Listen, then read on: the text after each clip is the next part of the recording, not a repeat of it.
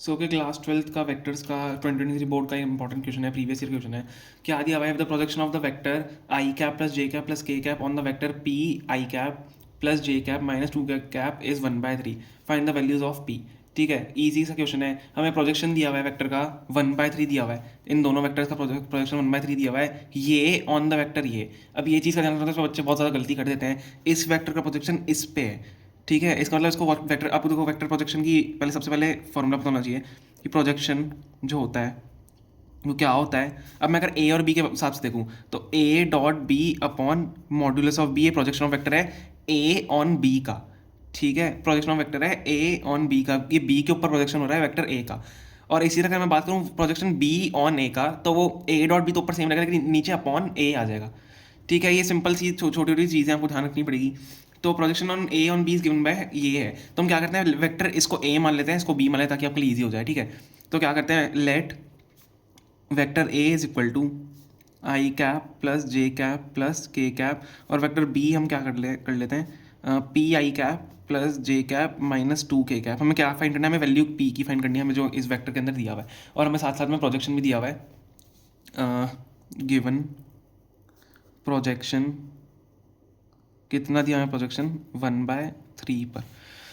ठीक है, अब हम क्या करेंगे, हमें क्या करना है, पी की वैल्यू फाइंड करनी है। तो हमें सिंपल सा ही है, तो हमको पता है प्रोजेक्शन का फॉर्मूला भी पता है, और इससे हमें प्रोजेक्शन गिवन भी है, तो इससे बहुत ईजिली निकल जाएगा। तो ए ऑन बी का प्रोजेक्शन है, तो वेक्टर ए इस पे प्रोजेक्शन प्रोजेक्ट कर रहा है, तो क्या होगा 1/3 इज इक्वल टू, की प्रोजेक्शन इज इक्वल टू 1/3 दिया हुआ है, तो ए डॉट बी करो, नॉर्मल सा सिंपल डॉट प्रोडक्ट क्या होता है, यहाँ पे पी बचेगा प्लस 1 बचेगा, जे इंटू से 1 प्लस, और देखो इसमें के और के कैप सारी चीज़ हट जाती है डॉट प्रोडक्ट में, आपको पता होगा, ये तो सिंपल सी बहुत सारी चीज़ें, और -2 ऊपर बचेगा।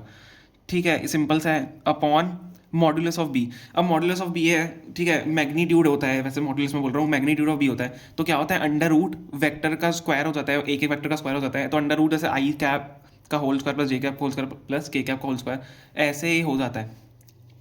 तो कैसे करते हैं इसको, सिंपल सा है, ये भी नॉर्मल सा है, ईजी सा है।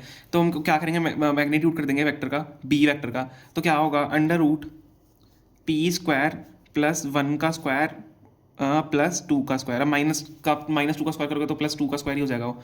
ठीक है, तो ये होगा, तो हम यहाँ से क्या बचेगा हमारे पास, जब हम दोनों साइड का स्क्वायर कर देंगे 1/3 इज इक्वल टू, अब P -1 upon P square plus 1 का स्क्वायर तो 1 होता है, 2 का 4 तो 1 + 4 5, पी स्क्वायर प्लस 5 यहाँ पे बचेगा। ठीक है, ये हमारे पास बचा। अब देखो हमें प्रोजेक्शन भी दिया है, हमें बस पी की वैल्यू निकालनी है, सर इजीली पी की वैल्यू आपकी निकल जाएगी।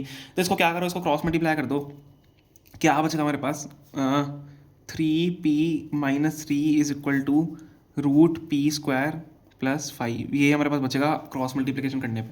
क्या करेंगे, आप स्क्वायरिंग बोथ द साइड्स कर देंगे ताकि हम इजीली इसको अंडर रूट को हटा पाए। तो स्क्वायरिंग बोथ द साइड्स, अब अगर मैं बोथ साइड को स्क्वायर किया तो क्या होगा 3p-3 का होल स्क्वायर। ठीक है, 3p-3 का होल स्क्वायर, ये 3p है ना, हाँ 3p-3p का होल स्क्वायर इक्वल टू, यहाँ से रूट हट जाएगा तो पी स्क्वायर प्लस 5 बचेगा हमारे पास। ठीक है, अब हम क्या करेंगे, a प्लस बी का होल स्क्वायर पे लगाना पड़ेगा, तो क्या बचेगा 9p square plus 9 minus 18p, a square plus b square -2ab अब क्या है यहाँ पे पी स्क्वायर प्लस 5 है हमारे पास, पी स्क्वायर प्लस 5 है, तो हम क्या करेंगे 8p plus 9 square P square plus 3 -2ab is equal to P square plus 5। तो क्या करो, पी स्क्वायर को पहले यहाँ पे ले आओ, तो क्या बचेगा 8p square minus 18p, 5 minus 9 minus 5 4 plus 4 is equal to 0। अब यहाँ से क्या करेंगे, हम 2 कॉमन ले लेंगे, P square 4p square minus 9p plus 2 is equal to 0। ठीक है, अब जब आप इसको कैलकुलेट करोगे, ये आपकी क्वाड्रेटिक इक्वेशन है अंदर वाली, क्योंकि 2 इक्वल टू 0 जगह, जब इसको सॉल्व करोगे तो क्या बचेगा आपके पास 4p स्क्वायर। अब 4 इंटू प्रोडक्ट करेंगे, 4 2 8, 8 प्रोडक्ट करने पे आना चाहिए और ऐड करने पे -9 आना चाहिए।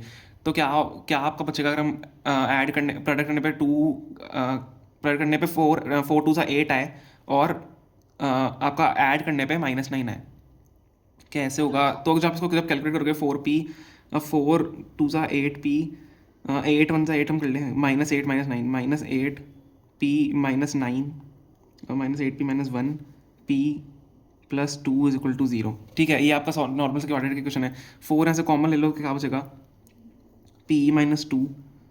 ठीक है, 4p कॉमन ले लेते हैं, minus 2 4p, 8p minus 1p, p minus 2p, 4p common ले लेते हैं, तो आपका p माइनस 2 अंदर p स्क्वायर होगा ना, p माइनस 2 बचेगा, 4p मैंने कॉमन लिया तो p माइनस 2 अंदर बचा। अब माइनस क्या बचेगा, माइनस 1 अगर मैंने कॉमन लिया तो p माइनस 2 यहाँ पे बचेगा। ठीक है, अब देखो सिंपल सा हमारी नॉर्मल सी इक्वेशन है, तो यहाँ से हमारी जो वैल्यूज आएंगी क्या आ जाएंगी, यहाँ पे मैं कर देता हूँ। तो 4p माइनस 1 एक तो बचा है, 4p माइनस 1, एक सेकंड, 4p माइनस 1 हमारे पास बचा है, और साथ में क्या बचा है हमारे पास, p माइनस 2 बचा है इज इक्वल टू 0। तो यहाँ से जो p की वैल्यू आएगी वो आएगी 1/4 और 2। ठीक है, ये नॉर्मल से हमारा सॉल्यूशन है इसका। थोड़ी सी यहाँ पे आपको, मेरे को भी देखो होती है दिक्कत क्वाड्रेटिक सॉल्व करने पे, कोई बात नहीं, इसको आराम से सॉल्व करना है क्वाड्रेटिक को, कोई जल्दबाजी नहीं है। जब इसको सॉल्व करोगे तो आपकी equation p is equal to 1/4 आएगा और साथ में 2 आएगा। बाकी नॉर्मल सा वेक्टर प्रोजेक्शन का क्वेश्चन है, नॉर्मल आपको सॉल्व करना है, क्वाड्रेटिक इक्वेशन आपको आनी चाहिए। Okay, thank you so much for watching.